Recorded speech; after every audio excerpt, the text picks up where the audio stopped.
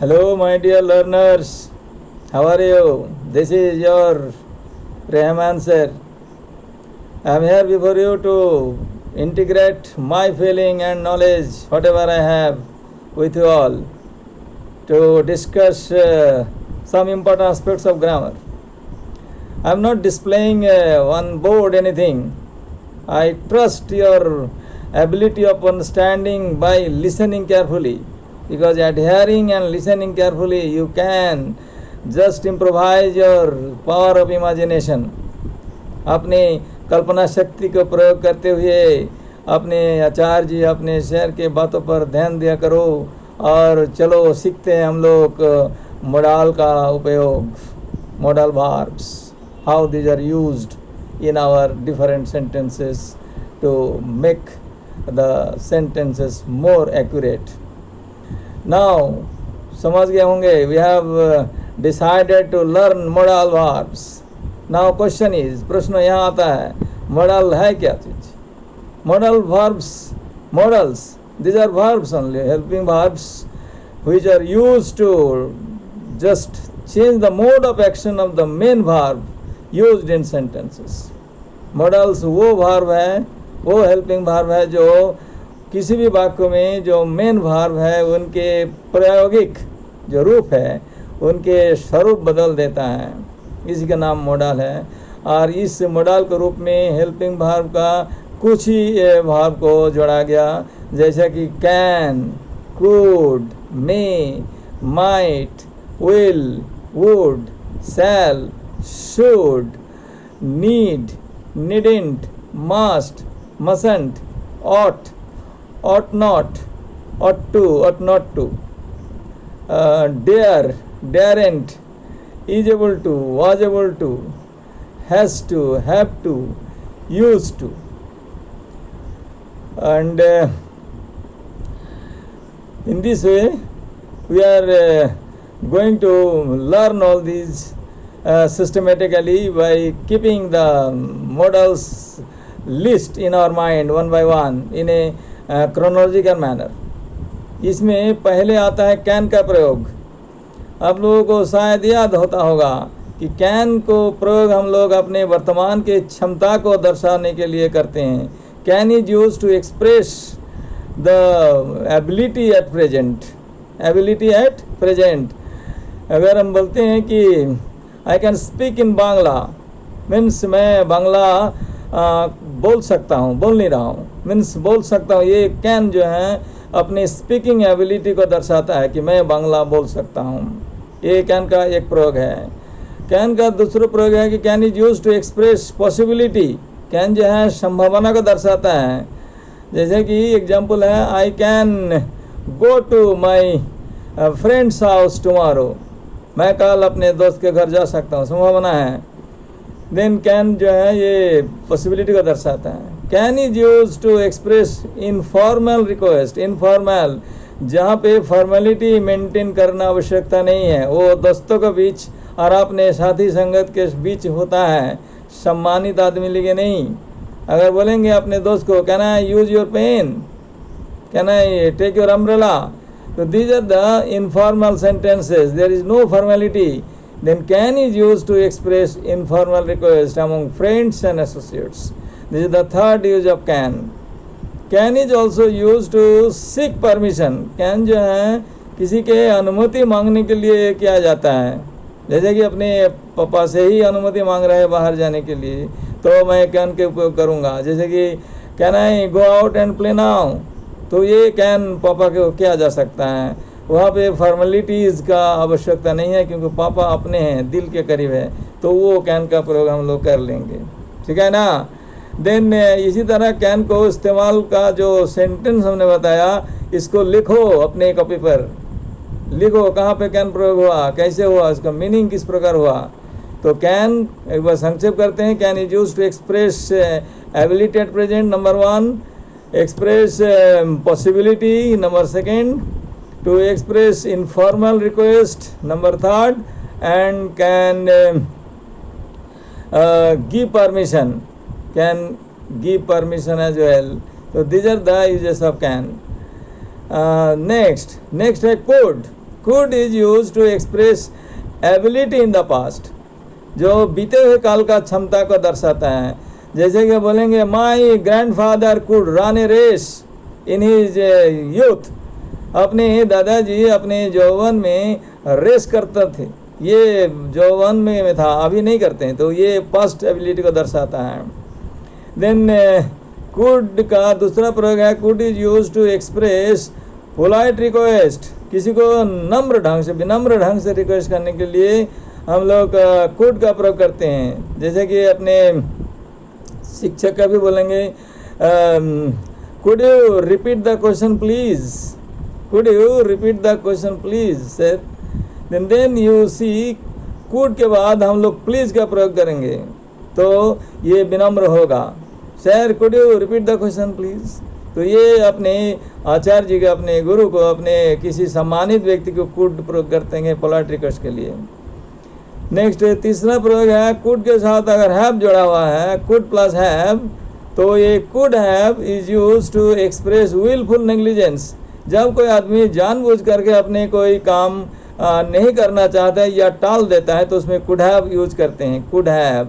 जैसे सेंटेंस है I could have helped you but I didn't,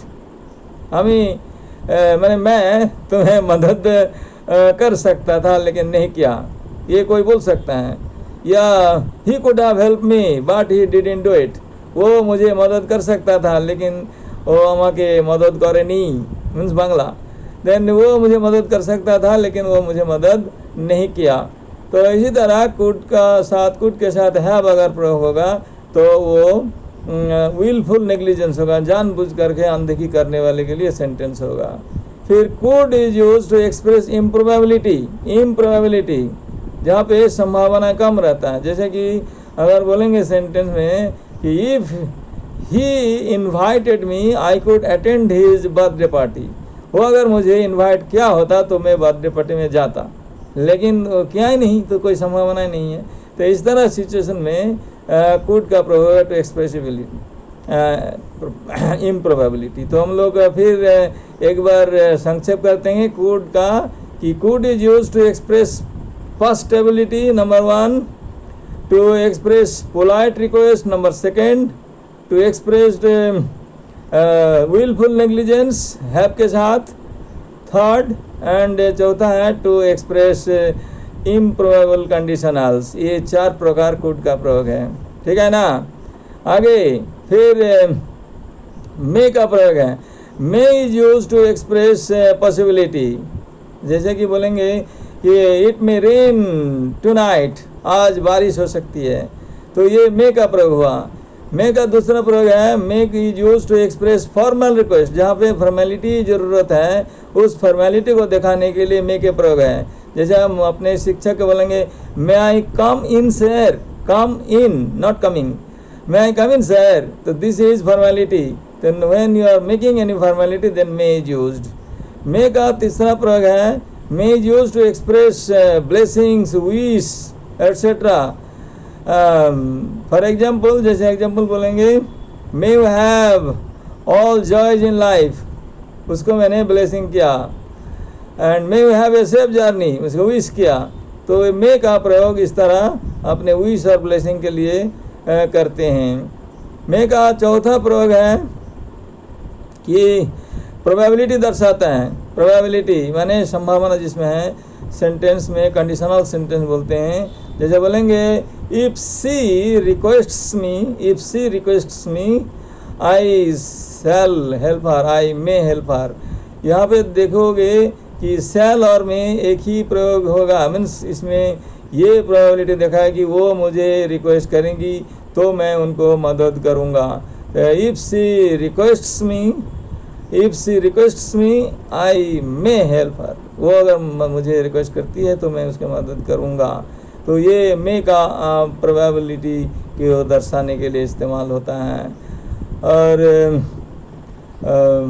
इसी तरह मे का 4 प्रयोग हम लोग देख लिया। एक है पॉसिबिलिटी है, दूसरा है फॉर्मल रिक्वेस्ट है, फिर तीसरा है ब्लेसिंग्स एंड विश, चौथा है प्रोबेबिलिटी, ठीक है ना।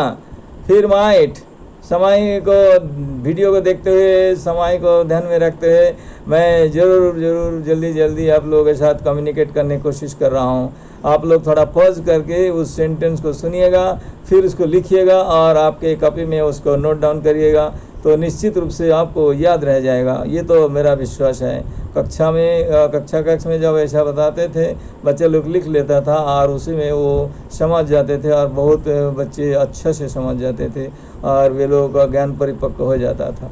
मैं उम्मीद करता हूँ कि आप लोग भी इसी तरह लिख लीजिएगा, ठीक है ना। फिर might is use to express possibility in lesser degree, means जहाँ पे पॉसिबिलिटी कम है वहाँ पे माइट प्रयोग होगा। जैसे अगर बोलेंगे कि it might rain in mid summer, संभावना नहीं है मिड समर में बारिश नहीं बराबर होगा, तो हम लोग जहाँ पे संभावना नहीं देखेंगे तो माइट का प्रयोग करेंगे। नंबर 1, कम संभावना के लिए। फिर बोलेंगे example, my father might be at his office now, मेरे पिताजी शायद ऑफिस में होंगे, संभवतः, तो इसमें भी माइट प्रयोग होगा। लेसर पॉसिबिलिटी, जहाँ पे पॉसिबिलिटी कम है। फिर might is use to express polite request, किसी को नम्र भाव से रिक्वेस्ट करने के लिए कूट के तरह माइट भी प्रयोग हो सकता है। जैसे कि बोलेंगे might you help me in my distress please, might you help me in my distress please, तो ये माइट का प्रयोग करेंगे। तो देन इसी तरह हम लोग देखते हैं कि माइट का प्रयोग क्या क्या हुआ। Lesser possibility means possibility lesser degree, polite request, and it is the third one that is in the past sense of may in indirect narration. जैसे कि he said that he might go to school on that day. In this way, where indirect narration is done from direct narration, then may is replaced by might. So these are the uses of might. Then next one is will. Will is used to express possibility like can or may. Will is also used the same way. For example, he will go to school tomorrow. Here will is used to indicate possibility, and will is used after he, she, it or any name. किसी का नाम के बाद he, she और it के बाद will का प्रयोग होगा आमतौर पर। और इसमें ध्यान रखना है कि will he, she, it और किसी नाम के बाद आमतौर पर होगा, लेकिन will का प्रयोग I और we के साथ भी हो सकता है और उसके सिचुएशन उसका अलग है कि will is used after I और we to express surety of action, surety of actions, determination and conviction, कार्य का निश्चितता, संकल्प और दृढ़ निश्चय होना, ये सभी के लिए will का प्रयोग होगा I और we के बाद। For example, We will build a new India together. हम लोग सब मिल के एक नया भारत बनाएंगे, ये हम लोग का संकल्प है, डिटर्मिनेशन है, हम लोग करेंगे सब। We will, तो यहाँ पे will का प्रयोग we के बाद भी हो रहा है, ध्यान रखना है। नेक्स्ट तीसरा है will is used to express inevitability of action. कोई भी एक्शन का जो इनएविटेबल है, जो हम लोग टाल नहीं सकते हैं, उस सिचुएशन का दर्शाने को विल प्रयोग होता है। जैसे कि every living being will die one day, हर कोई लिविंग बीइंग एक दिन न एक दिन मरेंगे, तो यहाँ पे विल जो दर्शाता है वो इनएविटेबिलिटी को दर्शाता है कि कोई इसको टाल नहीं सकता। फिर will is used also to make informal request, informal, will you help me, like this will is used to express informal request, and will is also used to express probability. If my friend invites me, I will go to his party. Here संभावना प्रबल है, strong probability. Then will is also used to express strong probability in different way. अलग ढंग से भी इसको प्रयोग होता है, जैसे कि किसी बच्चे को प्रशंसा के लिए बोलते हैं कि he will be a great scholar, he will be great scholar one day. इसमें प्रोबेबिलिटी दर्शाने के लिए भी विल का प्रयोग होता है, इसमें भी ध्यान रखना है। फिर विल के बाद नेक्स्ट मॉडल है वो है would. Would is use to express past habit, किसी का बीते हुए काल का हैबिट को दर्शाता है। अगर बोलेंगे कि he would waste his time in his youth, वो अपने समय को बर्बाद करता था इन हिज यूथ, अपने यौवन के दिन में जब वो नवयुवक था, तो ये पास्ट हैबिट को दर्शा रहा है। या बोलेंगे कि माई grandfather would go for morning walk every day in those days, मेरे दादाजी उस समय हर दिन प्रातः भ्रमण में, है ना, सुबह सुबह टहलने जाते थे, तो ये उनका हैबिट था। Number 1, would is also use to express polite request, would you extend your helping hand please. ये वुड जो है पोलाइट रिक्वेस्ट के लिए होता है, जैसे कि हम लोग कुड का प्रयोग किया, would you mind helping me please, ये वुड का प्रयोग होगा। Next, would is use to express preferences, would किसी का चॉइस को भी दर्शाता है, जैसे कि I would rather take a glass of sharbat than a glass of wine, हम एक ग्लास शरबत पीना पसंद करेंगे लेकिन एक ग्लास वाइन नहीं पिएंगे। तो ये जो प्रेफरेंस है ये वुड का प्रयोग होता है। Would is also use to express desire, expectation, dream etcetera. अगर बोलेंगे कि if I were a very rich man I would live in a palatial building, अगर मैं बहुत धनी आदमी होते तो मैं एक विशाल पैलेस में रहते थे, ये एक सपना है। फिर नेक्स्ट वुड का और एक सेंटेंस है, I would like to say something before you, ये डिजायर है, मैं कुछ बोलना चाहूँगा आप लोगों के सामने। यहाँ पे वुड जो है पास्ट टेंस नहीं है, ये ध्यान रखना है कि वुड जो है यहाँ पे प्रेजेंट टेंस में भी बोला जा सकता है। इसी तरह मॉडल्स का प्रयोग हम लोग आगे से जारी रखेंगे, समय काफ़ी हो रहा है। उम्मीद है कि आप लोग इतना को अगर सीख लें, और अगले वीडियो में मैं बाकी को चर्चा करूंगा। तब तक के लिए मुझे इजाज़त दिया जाए, और आचार्य जी के बातों को, रहमान सर के बातों को दिल पे स्थान अगर मिल जाए तो इसके लिए मैं आपके काफ़ी आभारी रहूँगा। इसको शेयर करिएगा, इसको सब्सक्राइब करना संभव है तो करिएगा, और मेरे साथ जुड़े रहने से बाकी ज्ञान का जो भंडार थोड़ा बहुत मेरे पास है वो आपको मैं निःशर्त वितरण करूंगा। इस उम्मीद के साथ आज यहीं पर मेरे वाणी को विराम देते हुए धन्यवाद देता हूँ। Thank you, see you again.